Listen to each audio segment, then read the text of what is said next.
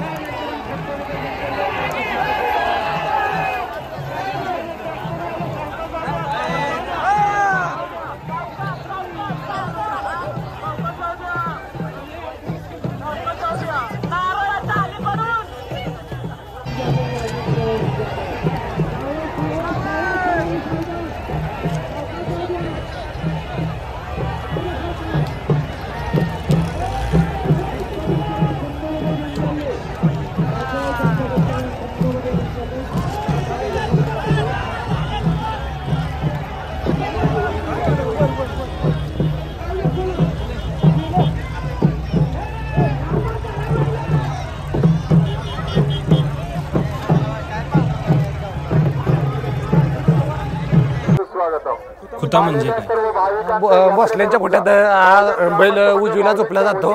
हे जुन्या काळाची परंपरा आहे. त्यापासून ही आत्ताच्या काळापर्यंत ही जोपासली जाते.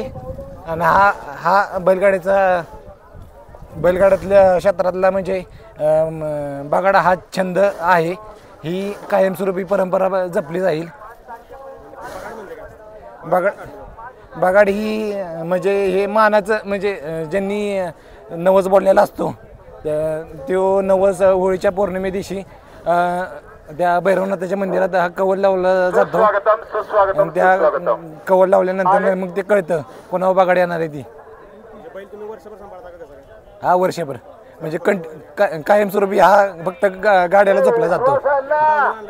आणलाच नाही कधीतरी आपल्या हालचाल म्हणून तो झोपला जातो. हा हे आपलं एक नावासाठी म्हणजे मानाचा जो आता हे जो बैल मेलेला देऊ हिरा हा बैल त्या बैलापासून म्हणजे त्यानं नाव भरपूर महाराष्ट्रात कमवलं. त्यासाठी हा म्हणजे आपलं पहिल्यापासूनच आपण हे नाव करण्यासाठी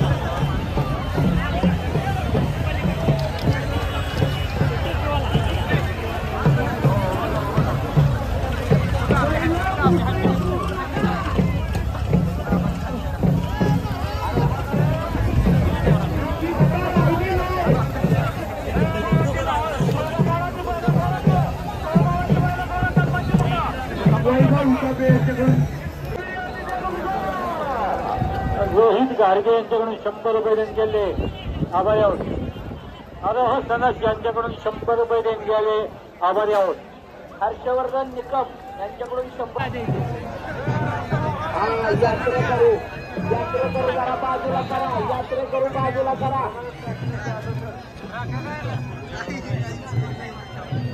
डांबरवर किंवा यांच्याकडून 100 रुपये. धन्यवाद.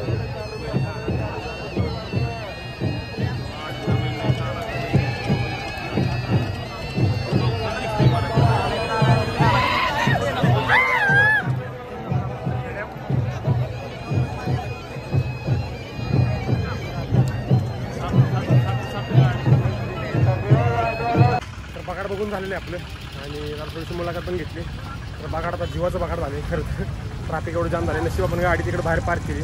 तर बघूया तिकडून जर ट्रॅफिक असेल तर लगेच जस्ट निघेन आपण. पण मला वाटत नाही लवकर निघेल किंवा गाडी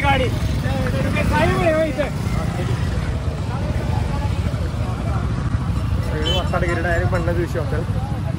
बाबा एक पेट आणि तरी आपलं 7-8 खूप झालं सगळं. आपण म्हणजे आम्ही जायच्या अगोदर 4-5 झालं.